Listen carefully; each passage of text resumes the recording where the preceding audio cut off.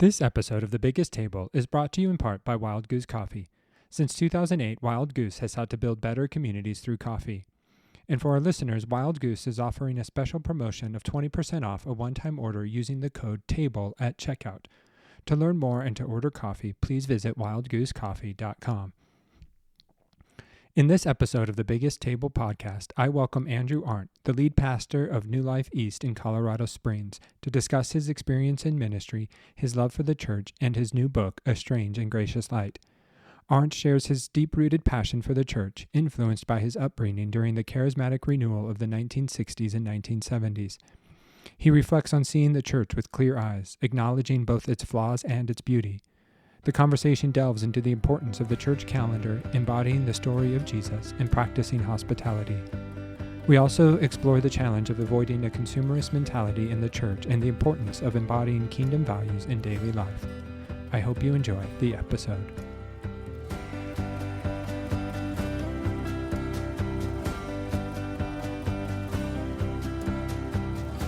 Hello, and welcome to another episode of The Biggest Table.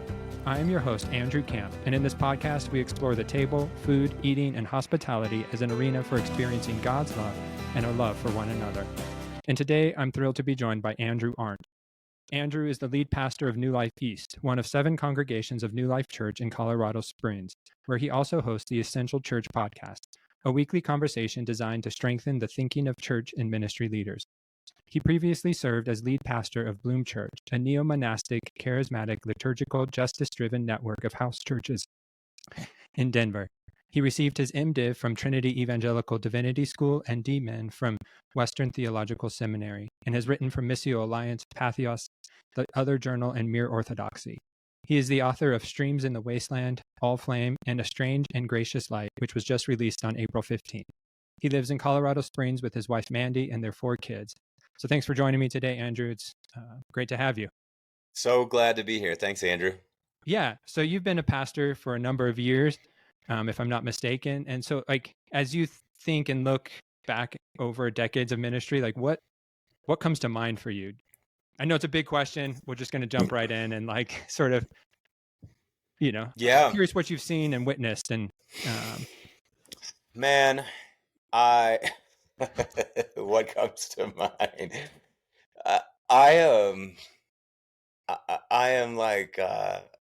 hopelessly in love with the church. I'm a child of the charismatic renewal of the 60s and the 70s. So my parents were, and all their friends were like cradle Lutherans and Catholics, and then they started, they just kind of got swept up in what was happening in the United States back then.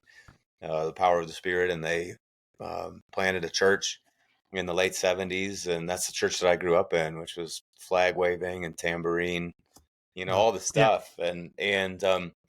But there was such a, it took me a long time to figure this out, but there was such a depth and richness there, precisely because even though they had kind of left their upbringing, they also brought it with them in important ways. And so they were just good-hearted people that knew the faith, and they were full of the life of the Spirit. And in a town of 18,000, our church was 600, 700, 800, just depending on the year that you pick or whatever, which is a pretty substantive community. And it was a community. Yeah. And it just taught me, I think it's funny because growing up in that kind of charismatic evangelical subculture, I can remember a dozen times answering an altar call in children's ministry to say the sinner's prayer or whatever. Right. And I remember that always being confusing to me because I was like, but I've always loved Jesus. Jesus, church, kingdom for me was always the realest real. And I think I knew from an early age that I wanted to devote my life to the church. And so went off to seminary, after college.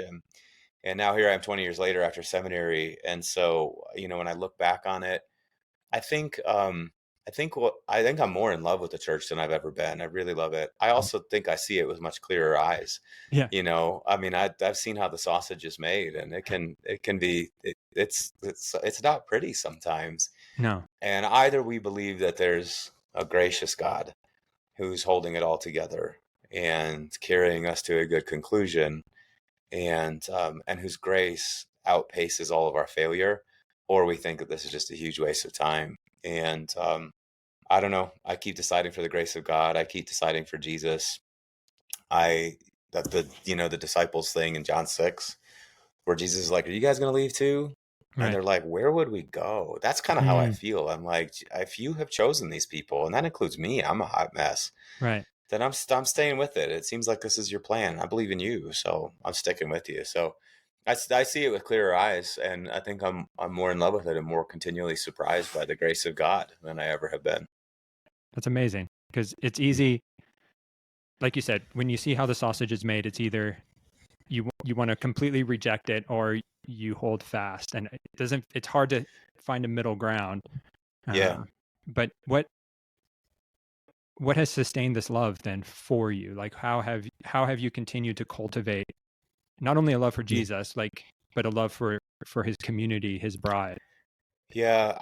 I mean, I've had plenty of times where I've been really frustrated and I've wanted to throw in the towel. Yeah. And I this is just going to sound stupidly simplistic to say, but I think God is what keeps me in it. And every time I'm like, I've had it up to here with these people and this thing and the institution, and I can't do it anymore. Uh, I keep going back to prayer, Hmm. and I keep going back to the scriptures. And when I read the scriptures, God, you can never, there's like, it's impossible to have a relationship with the God of the Bible in the abstract, in the void. Hmm. You know what I mean? Like Yeah. nobody gets to just kind of wander off and sort of have their own private mystical experience, even if they do have moments like Moses in the wilderness or Elijah in the wilderness or whoever else, even Jesus goes to the wilderness. The God that they encounter there is always the God that's chattering at them about the rest of the people of God Right. and talking about his love for them and trying Yeah. to get them back in there because they've got work to do. And I just feel that so deeply. It's funny because, at the time of this recording, um, man, it's been a season for us Hmm. at New Life East that has not been easy by any stretch of the imagination. And I went, yesterday was church, and I got home from church and I kind of did my thing and ate some lunch and read for a little bit. And then it was finally sunny. We had like a week of snow and bad weather here in the Yeah. spring. So I was like, yes, I'm going for an evening walk, clear my soul. And I kept thinking as I went out on the walk, I was like, I'm just going to like unencumber my brain from all of the church stuff. And it's just going to be me and the Lord.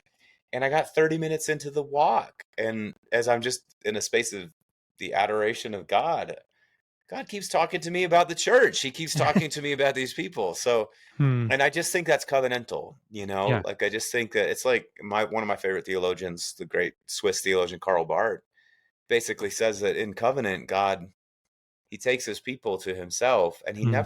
that doesn't break. So Right. you never get God by himself. You always get God and his people. And that's what the incarnation is telling us, Yeah. that it's like the two are together. So I don't know. I keep going back to this God who forgives my sins and is good to me and tells me to go back into these people and help them and be a part of what's happening there. And Hmm. where else would I go? I keep saying yes to that. Okay. Yeah. No, I love it. It's always encouraging to hear perseverance stories and people who love the church and um, keep wrestling with, okay, what does it mean to be the church? Yeah. Um, and what does it mean to follow Jesus? And that's really like your new book, which is beautifully written, and you interact with so many different people, which I love. Like you're bringing in your Mm. charismatic, you're bringing in Karl Barth, you're bringing in John Calvin, like John Lewis. Like it's Hmm.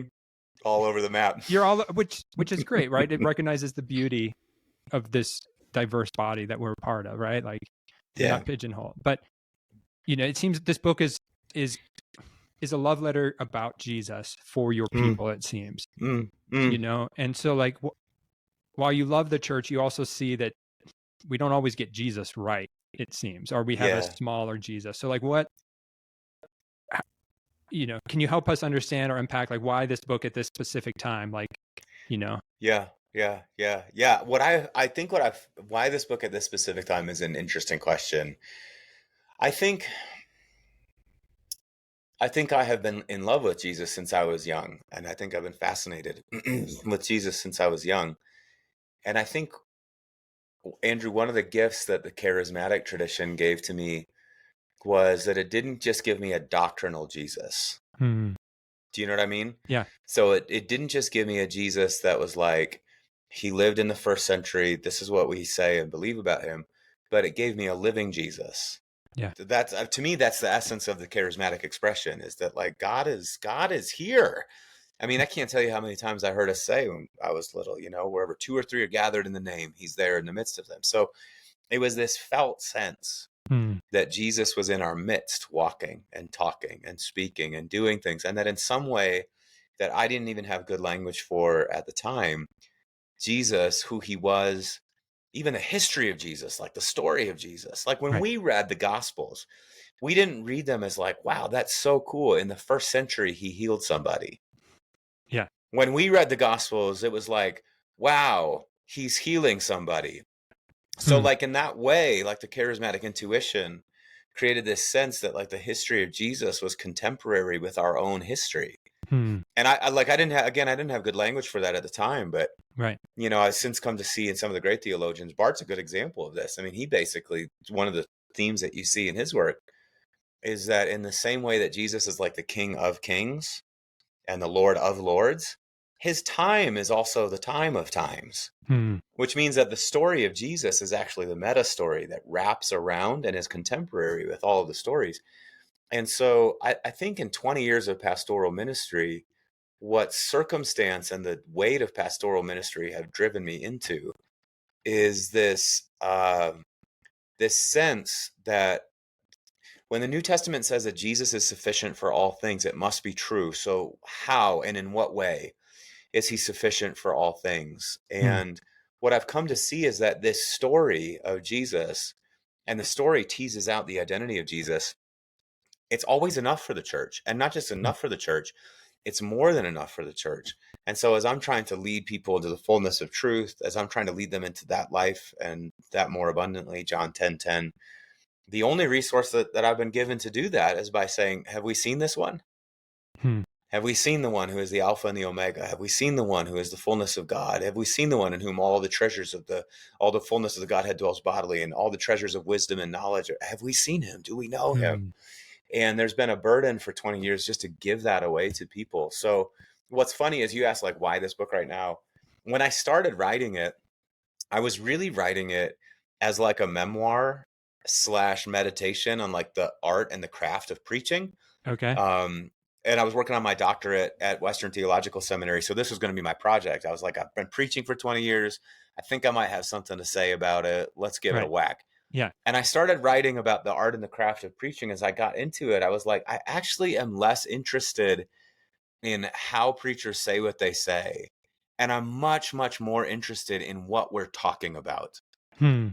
and or at least what we're supposed to be talking about. Right. Yeah. And what we're supposed to be talking about is Jesus. Yeah. And it's not Jesus in the abstract, because I'm interested in what Jesus is doing, like Yeah. the Hmm. impact of Jesus on a group of people. And so then you have to talk about the church. So then the whole thing just became kind of like this. I'm just going to kind of show how a preacher might gospel their way through the ebb and flow of congregational life and the chaos of living in this moment in cultural history, Right. with the story of Jesus as his and their only hope. Yeah. And so that's where the book came from. So it was fun to write. A love letter to Jesus. Also, I mean, I dedicated it to our church, so a love letter to our church. Yeah. And I just feel like the fun of being the church is that we're tangled up for Jesus, for better or for worse. Yeah. Right. And in it are the beautiful stories of what Jesus can and does Yeah.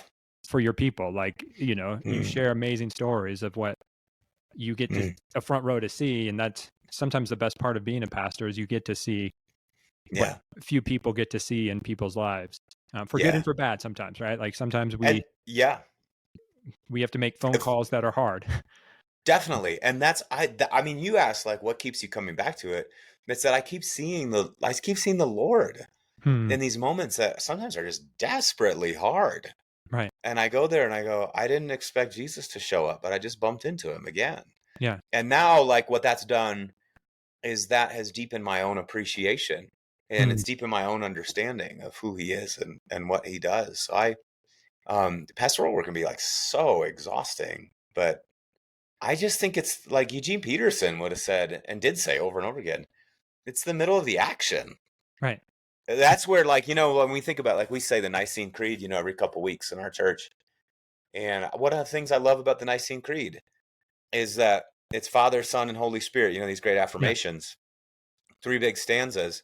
But in the stanza on the Holy Spirit, there's not a break before it goes into the church. Nope. It just piles right into the church. And it's the creed's way of just gesturing at this idea that when the triune God's in the world, the church is the impact of that. Yeah. Of course, the triune God is up to much more than that, but the Right. most visible Yeah. place, like the densest place of presence, is surely the church. So it's Hmm. all that stuff, man. It just keeps me coming back when I'm just flat exhausted. And I feel like I'm at the end of it. Again, I bump into Jesus in the church and it keeps me coming back.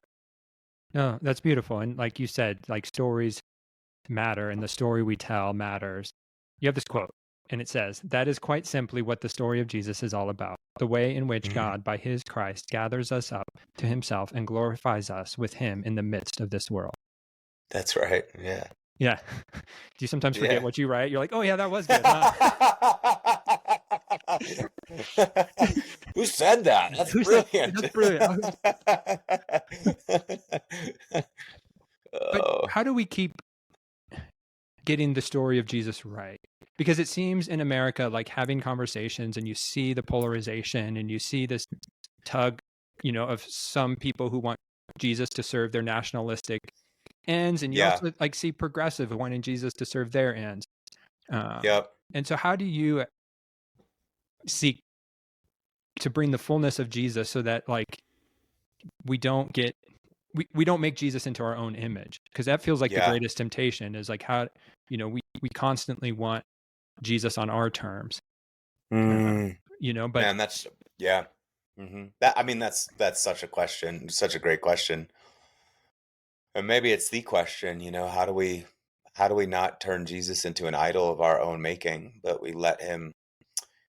Robert Jensen says somewhere that the difference between a living God and an idol is that a living God can still surprise you. Yeah. And so how do we keep positioning ourselves to be surprised by Jesus? I don't know. I think an answer to your question, I think one obvious way that we might go about it is just make sure that we're immersing ourselves in the life of Jesus, in the story of Jesus. And I Right. think Jesus, familiarity breeds unfamiliarity, which leads to contempt. I think that sometimes we're so familiar with Jesus that we actually lose sight of him. We don't, we become unfamiliar with him. And so I think plunging into the church has always said that the gospels are the meat and potatoes of Christian spirituality. Right. And that's whether we're talking about a personal devotional life or the church's preaching. It's always that. And that's part of why also I'm sort of advocating for the church calendar in this book, because the church calendar is an annual immersive experience in the story of Jesus. And again, it's its own way of saying like, this is kind of the subject matter. This is what we should be talking about. So I think that's one big way. The other way though, is that I think you have to just bear in mind that we have this tendency to keep creating Jesus in our own image. And if you have that mental check, and I just think a lot of American Christians don't have this mental check. No. They just assume the Jesus that they've been given, and even progressive Christians, whether you're on the right or the left, they can have this. Yep. But it's like this, we've just made too many assumptions. So I think that we should assume, because our minds are fallen just as much as every other part of us is fallen, that we don't get Jesus right. And we need to have our image of Jesus continually corrected. And how are we going to do that? Well, one way of doing that is just by being in the church, because the church will give us other perspectives that will stretch and clarify our sense of Jesus. But sometimes the church even can turn into a little echo chamber. It can turn into like these cultural enclaves. So a way that I have found that has been helpful is just reading outside of the cultural enclave. So I've done my best to read across the eras, read across denominations and traditions, read across cultures, and just make sure that I'm being confronted by Jesus in a lot of different voices. And that really helps me. And then even just like reading broadly. Right. And sort of searching for the face of Jesus in classic novels and poetry and even contemporary novels and other things like that. I want to hear what people are saying, because I assume that God is not just speaking in this tiny little place, but that he's speaking from a variety of angles to draw us into his life. So those things help me, but it's a real danger, isn't it? No, it is. Because like we get stuck in our echo chambers, like not working in a church anymore. Like, as a former pastor, I had to deal with both sides. Now, not being a pastor, it's like I've noticed how easy it is to just fall in line with people I like, and not have. I think you also I mean, mentioned I that. read with people. I mean, I try to read people that I disagree with. Yeah. And then sometimes, like, this is funny. Like, sometimes I'll have parishioners be like, I've gotten more judicious about this over the years, but I'll have parishioners, like, I'll quote somebody, you know, on Yeah. Instagram or something. And they'll be like, well, I heard that person said. So what Yeah. they're assuming is that I only read people that I agree with 100%. Yeah. And I just have to say to them, I don't agree with 100% of what anybody says. No. That's not the point of the reading, to Yeah. reinforce what you know. The point of the reading is to challenge and sharpen what you know. But for that matter, I don't know that I even agree with 100% of what I think. No, right. And that is why we should be open to other voices to challenge, because we realize, again, this is just a robust doctrine of sin. We Right. realize that we have vast blind spots and areas of deception. So I need other people to speak into that. Yeah. And then that surprises us, because I think when we're open Yes. to the broad spectrum of, you know, where Christ can speak and be found, like, it continually surprises us. Like, Yes. oh, those charismatics aren't all bad and prosperity driven, you know, Yeah. people. Like, they're Yeah. beautiful. Like, being raised white, evangelical, conservative, like, I hadn't been Yeah. around a charismatic, and I got to spend 3 years in China being a youth pastor for missionary kids, which, Mm. and part of, I had a large swath of AOG people, and getting to know them and just to see the beauty of what a spirit-filled Christianity can be. You're like, oh, Wow. like, this is beautiful. Like, And we have more in common than our differences, yeah, don't we? Sometimes it's just that we embody them. We right, embody, like, our way of being differently. Like, I can remember so I grew up charismatic, and then I went to a charismatic liberal arts college, Oral okay, Roberts University in yeah, Tulsa, Oklahoma. And for 100 different reasons, I knew that seminary, I needed to go somewhere else. So I went to a reformed seminary in Chicago. You mentioned it, Trinity yeah, Evangelical Divinity School. And we went to, while we were there, we attended a church that wasn't like, they weren't like anti-charismatic. They were just more like, you know what I yeah, mean? So kind of like right over the middle of the plate evangelical, which was, that's what we needed. And I remember being, you know, in small group Bible studies there, right, and we'd be studying the scriptures together. And then it was like we would end with a time of prayer. And I mean, this happened all the time. I hear somebody say, they'd go, you know, we'd be like in this real quiet space, and they'd be like, you know, when we were reading that scripture together, I just really, really felt like the Lord was, and they'd kind of like fill in the blank with it. And mm-hmm, I'd be like, and then that would constitute a release of grace in the moment, like mm, ministry in the yeah, moment, you know? And I'd be like, wait, that's what we were doing in our charismatic church. We were just louder right, yeah, about it and much more bombastic, but yeah, we were like trying to listen to what the Lord was saying, and then we were speaking it out and right, into. I was like, this is the same. right, It's just like style different. yeah, So that's what the exposure, you right, know, to others does. It shows us points of contact, and then it also shows us points where we need to be challenged. for sure, right. No, I love that. Yeah, and sort of switching topics, because your book is structured around the church calendar. But I noticed you left out like one major chunk of which is called like ordinary time. And so I'm Yeah. curious, like, what, because much of our life like Yeah. feels ordinary, right? And I think there's Yeah. something there. Like, what was the like? What, I'm guessing there was an intentionality. Shoot, Andrew. Gosh dang it. I gotta But get on the phone with Harold Press. no, Let him but know. but no, I'm curious. Like, like Yeah. there was an intentionality probably in it. Like, you can only write so much. Like, Yeah. but Yeah. how do you see ordinary time then? Which is Yeah. in the church calendar, it's from Easter till the start of Advent for listeners who don't Yeah, dude. know. Yeah. Hmm. And so, like, how do you see ordinary time fitting Yeah. into your work? Yeah, I love ordinary time. I mean, I like exciting moments like everybody else, and dramatic moments like Yeah, everybody else, but uh I think so much of the deepening of the work of the Spirit in our lives happens in all of the ordinary places that you just wouldn't notice or think are right. super spiritual. And I honestly, having grown up in that charismatic world, I really struggled with the idea of ordinary for a pretty long time, because I was conditioned to believe that unless your experience of God was like operating at peak level all the time, like you were Yeah, constantly at a 10, then something was wrong. right.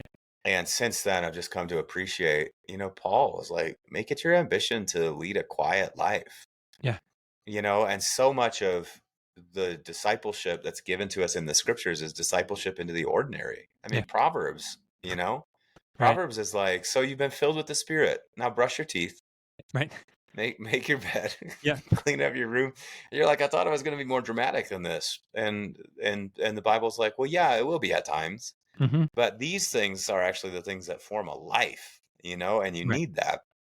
So why didn't I include ordinary time? I didn't include it because I was contracted for 50,000 words and I ran Mhm. out of time. But I think if I space it, but if I had to do it over again, I think it would make a great epilogue, No, for actually, to sure. just talk about the spirit in the ordinary and the way in which the story of Jesus encompasses the ordinary, which is an important thing to say and is maybe a little bit underexplored even in theology. Like these stories of Jesus are so compressed. Yeah. But when you look at them, there's a lot of space between them. It's like, well, one Right. Sabbath and then another Sabbath and another Sabbath, kind of like how the narratives are. Well, so Right. there's a lot of time Yeah. between there in which God, with all of the urgent issues of the world, Yeah. is not really doing that much at all. No. And surely that is saying something to us about also what it means to live a redeemed humanity. That the Mm-hmm. weight of the world doesn't need to rest on our shoulders. Like Jesus kind of lives a light yoke and easy burden kind of existence, and maybe we can too. Right. No, I love that. Yeah. Uh, that there is a space in between which the God of the universe is just walking the streets with his disciples. And I think that's one of the beautiful things of the Chosen TV show is it shows us this Yeah, ordinary Jesus joking, having fun with his disciples. And you're like, oh yeah, like this yeah, isn't, he's not always healing. mm-mm. But Yeah, he's just going through life yep, yeah. at a different Walking on pace. the walking on the road, Yeah. and I've said this to my church over and over again. I'm surprised at how much of the ministry of Jesus is a ministry of distraction. It's Hmm. like he kind of has like this broad outline of what he's wanting to do with his Right. life. He kind of knows like, okay, I got to get to Jerusalem and die. But beyond that, there's just like all of these. He's constantly like, well, somebody called upon him to do X, Y, Z, so he went this direction. And Yeah. again, what we're doing right here actually is what I've been doing in ministry for 20 years, and why this Jesus story is compelling to me, because I just think that it's all there. Yeah. I think that you can find it. So you're digging around in the Jesus story and you realize these kinds of things, and you go, like the core confessions of the church are not just that Jesus is fully God. So he's not Right. just showing God to us, but he's fully man. He's the Yeah. representative man. So human. So he's showing a true humanity to us. Right. So this is also, in a way, when we're reading Jesus, we're also reading something of ourselves. He's Yeah. giving us a vision of what life can look like lived inside the reign of God, with God as our Father. So yeah, ordinary time. I'll tell you what, man, if we get a second version of this, Yeah. updated and expanded, ordinary Okay. time is going all the way in there. Perfect. No. Well, because I think for me, you said, like when you dig into the story of Jesus, you find things that surprise you, and like I Hmm. think for me, I was surprised when it was actually through Eugene Peterson in one of his books when he mentioned that the gospel writers are most fond of telling stories of Jesus around a table, Yeah. which is what that sentence has sent me into this lifelong journey of like, Wow. okay, what's the intersection of food and spirituality? And Yeah. you mentioned you write about Epiphany and Wow. that Jesus is upsetting the status quo through his teaching and healing. Yeah, And I would add, like, I think it's also through his dining habits that Jesus definitely. upsets the status quo because he gets more in trouble with who he eats with and who he's hanging around with. And so, like, how do you see hospitality to the table, and not just the Lord's table, but like as we take Jesus Mm, into the world, how does the table mm. function into who Jesus is for you? Well, I want to see people open up their tables more, but I think that folks are skittish about this now. Right. It used to be that it was commonplace that you went and visited with your neighbors Yeah. or you invited a coworker over for a meal, but now I just think that we're living in a very it's like a socially anxious culture, Yeah.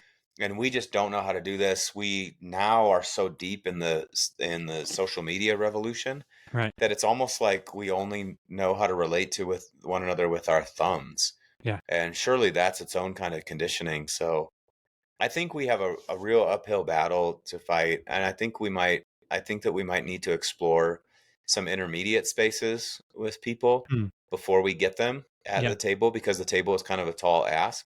So it might be that we Right. just need to take our coworkers to lunch Yeah. or we might need to, just grab the happy hour after work Right. or coffee time or whatever it is. So we want to try to come into spaces that are a little bit safer, and then we want to reinforce the safety of those spaces. I Hmm. think by our posture.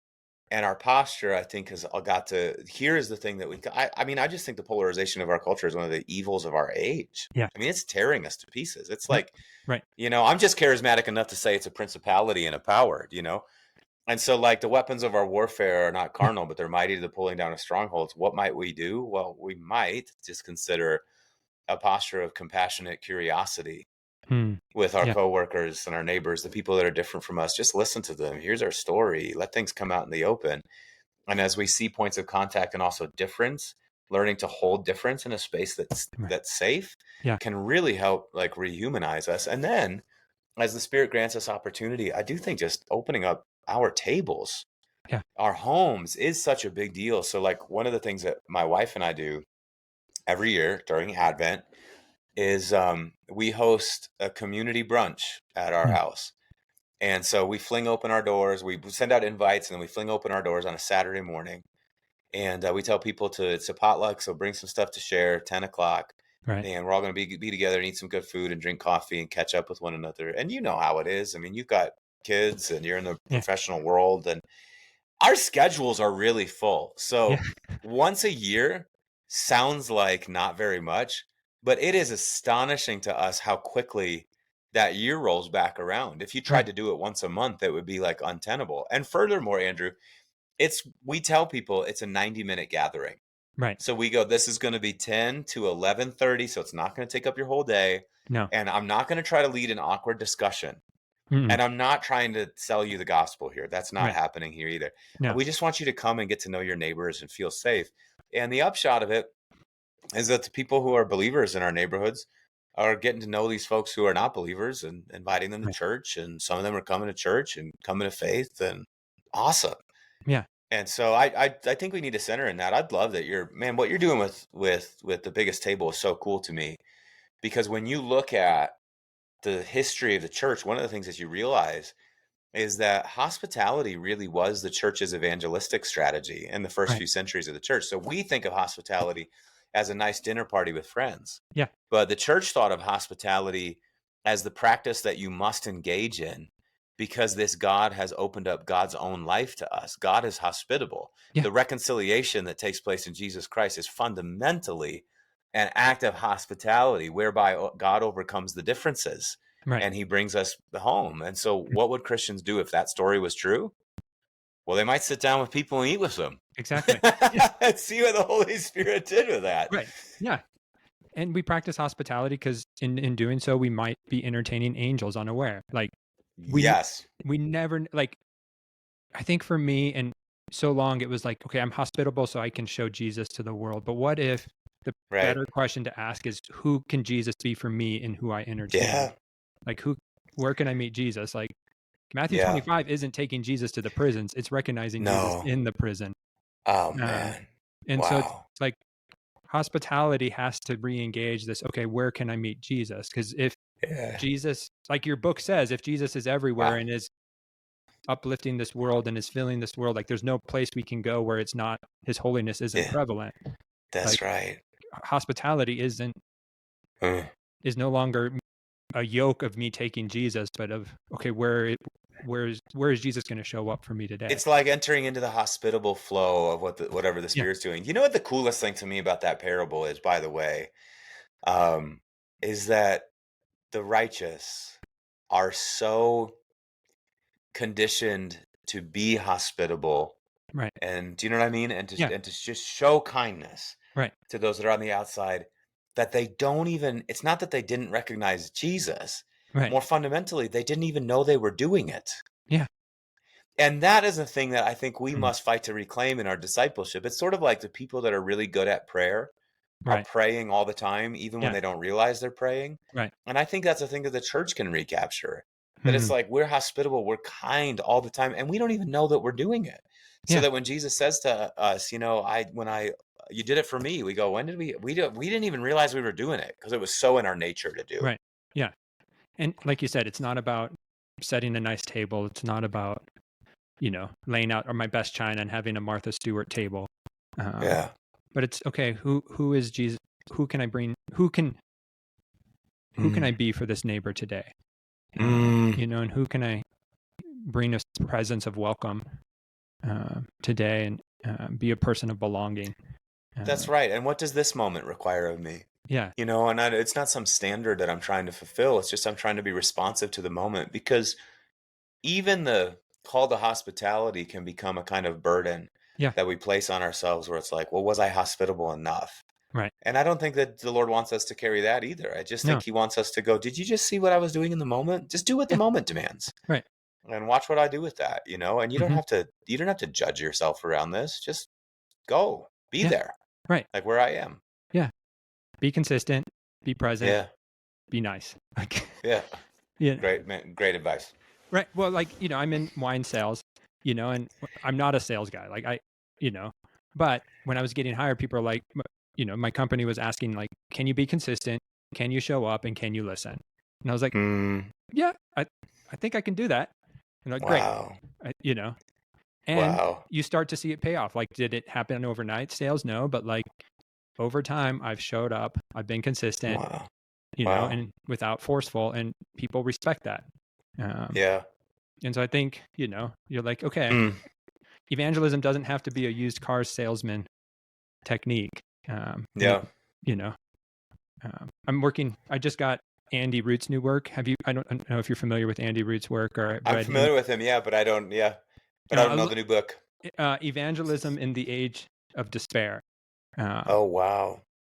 Like just reading the introduction, and I think it ties into your work because of like, he argues that we've been so inculcated to this pursuit of happiness that evangelism has turned into a pursuit of happiness.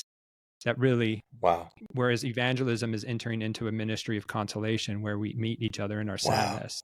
Because Jesus is a man of sorrows. Which I think that's what your book is engaging us is to do, is like, okay, how do we meet the Jesus who is crucified? Yes. Not this triumphal Jesus, but the Jesus who is crucified and meets us in our sorrows. Well, that's the cool thing to me about the church calendar again, and like what it's doing is that it's giving us a Jesus in so many different modes. Right. Yeah. So who meets us in all of the different experiences of being human. So Advent gives us a Jesus that's on the way. Yeah. And Jesus gives us, and Incarnation Christmas gives us a Jesus that's closer than our very skin. Yeah. And Epiphany gives us a Jesus that's throwing over the tables. Lent gives us this Jesus that's like abandoning power. Good Friday gives us a Jesus that's entered into the pit with us. So what's cool is that, the human experience is pluriform. Yeah.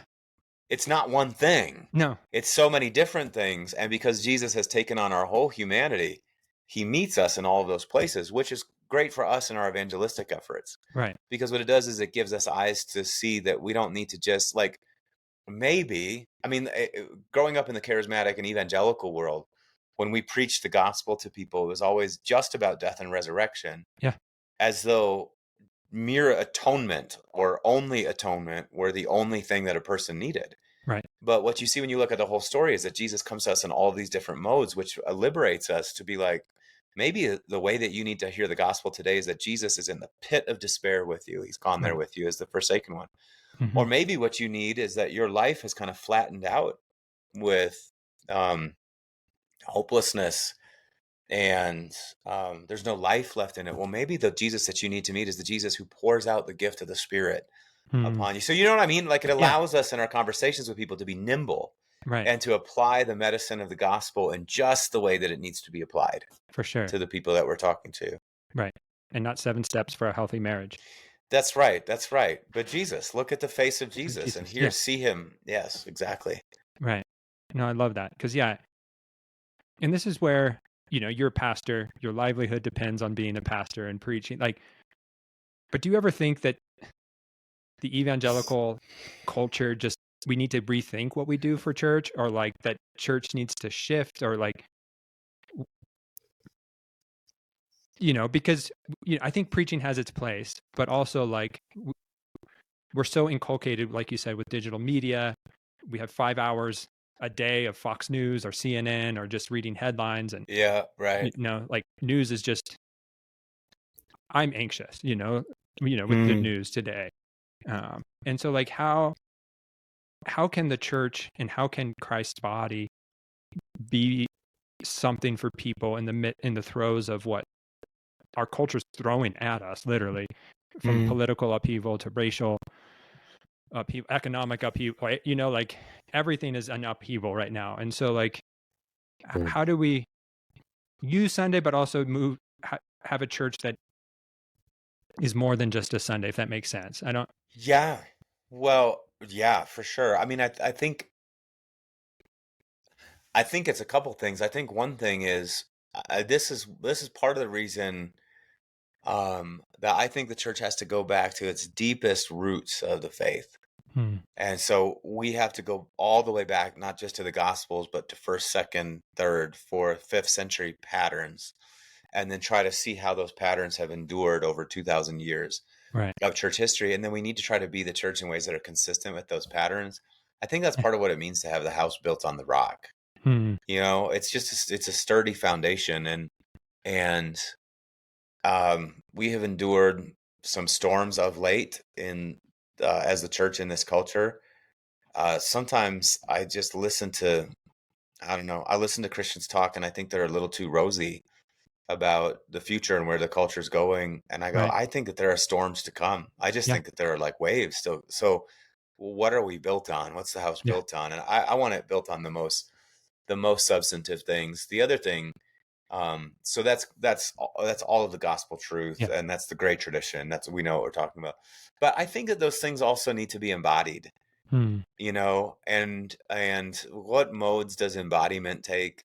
Well, one of the modes is just, it's our worship. It's what happens when we gather together. And in the evangelical church, I think we place a lot of weight on having an experience in worship. Yeah. And then 45 minutes of somebody talking at you. And I'm not sure if that's enough. I think we certainly need to sing. Yeah. And we certainly need to have an experience, but our worship ought to also, it should embody those great things that we are about.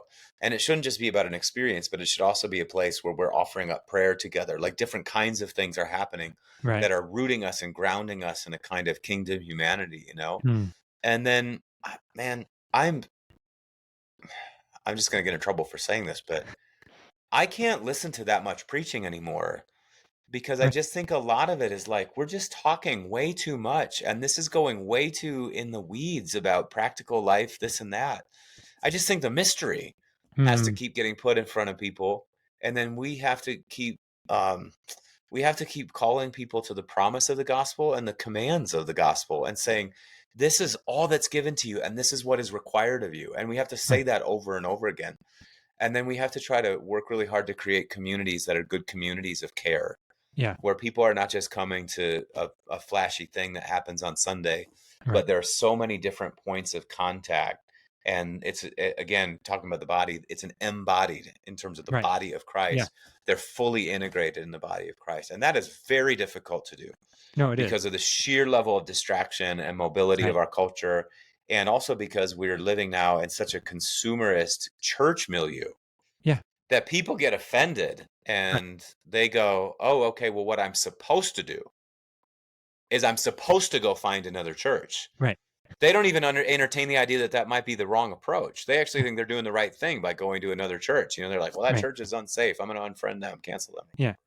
They don't, the call, like the ancient monastic vow of stability, which is rooted in just what it means to be the body, is like totally lost on people. So, it's an uphill battle, man, for sure. Right. It's an uphill battle. There's so many forces against us. There is.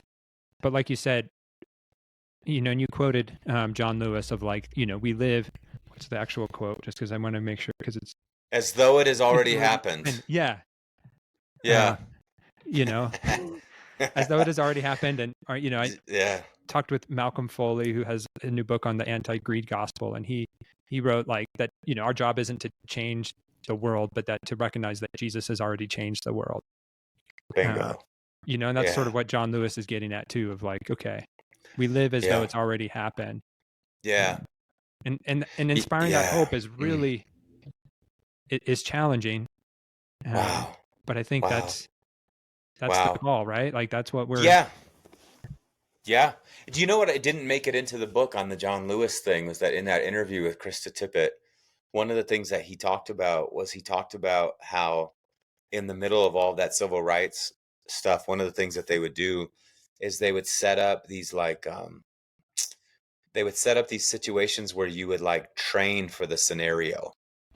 So like they would train you in like what to do if the police are mistreating you right. or if you're getting hosed down or whatever it is. Yeah. And so and so you were trained in what the response was supposed to be, you were trained in what to say and what not to say. And so that when the moment of crisis came and the stakes were high, it was in your body. Huh. Oh wow. And like you knew what to do. Yeah. And the analog there with the church is obvious. Yeah. So you had to believe it was already done. Like it is finished. Yeah. Jesus has done it. You know Right. what I mean? And yet when we gather together and there is still this like battle raging and we Right. still are in contested territory. So what is the church? Well, the church is the place where we like practice the reality so that when we get in the situation, we know how to be. And that's where, to your point, where you're like, do you ever just look at the church and you're like, oh gosh, we got to do better? Yes. The church has to be this place where there's like so many levels, like there's a depth of training that takes place so that when people are in the world and they're up against it, Right. it's in their bodies. They know Yeah. what to do and they know Right. how to be. Yeah. We've practiced having the hard conversations. We've practiced what it means to love, and we practice what it means to be uncomfortable. That's right. We know how to not be flustered by our neighbor who tells us that, that expresses some political opinion that we really, really, really, really disagree with. Yeah. Because in the church, we've practiced those kinds of conversations. So it's easy now that we're out in the world. It's not the first time we've had that conversation. No. Easier said than done, but definitely. Yeah. Yeah. And I think that is like the vision of the church in the New Testament is one of beauty and glorious, and it does keep me hopeful, because pastors get hurt by the church way more than we want to admit. But to still love the church and to say, okay, no, this is how God has determined we are going to show Christ to the world. Yeah. There's something beautiful about that, and yet so hard and frustrating. And yeah, to hear from you and to hear that you still love the church is always brings me hope. So thank you. Wow. Well, you're welcome. As we begin to wrap up, it's a question I ask all of my guests. What's the story you want the church to tell? Oh, wow. Wow.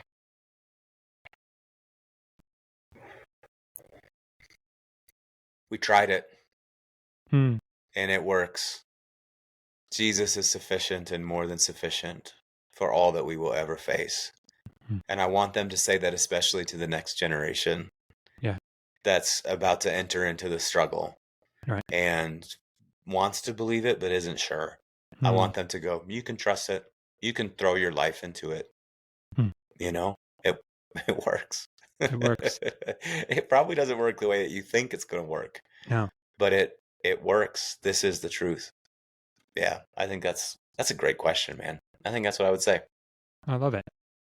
It always provides a great summary too, but it's always surprising to hear what people say, and to hear you say that you want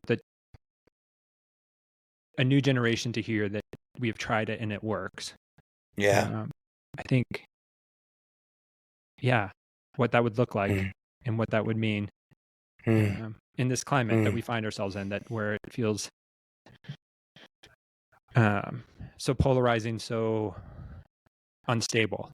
Yeah, man. Don't you just want the church to be a place where it's like you open it's not perfect, but you want it to be a place where it's like you look in and you're like,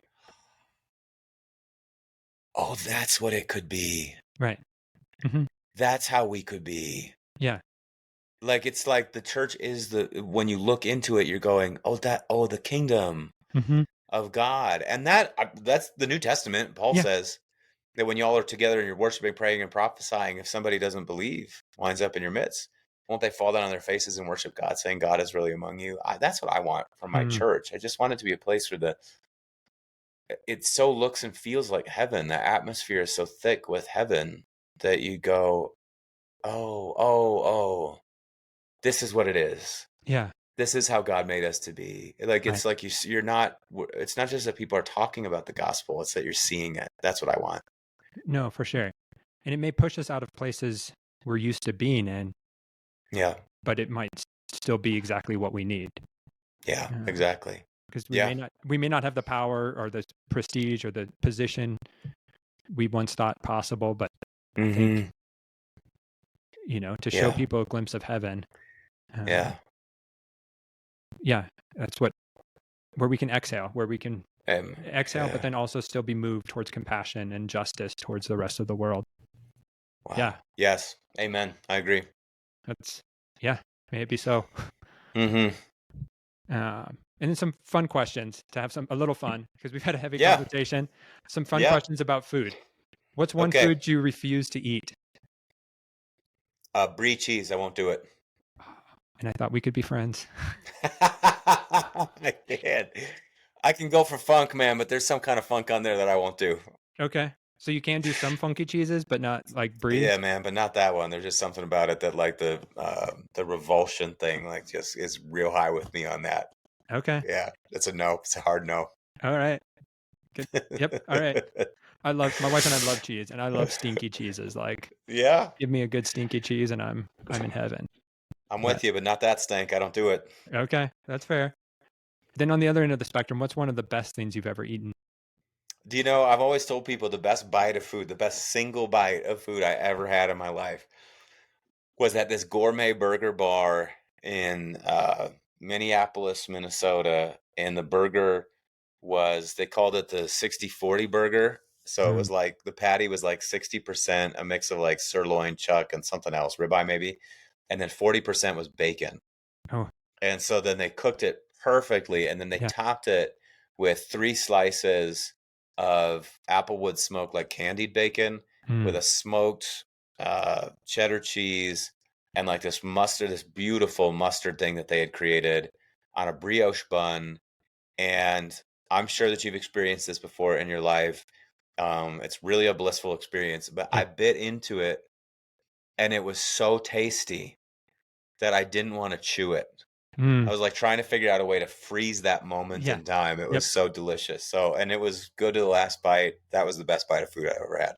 That's awesome. Yep. Yeah. Yeah. So, and they're not paying me to say this, but if you're ever up in the Twin Cities area, the Red Cow, the 60-40 burger, it'll change your life. It's like a conversion experience. It's crazy. Okay.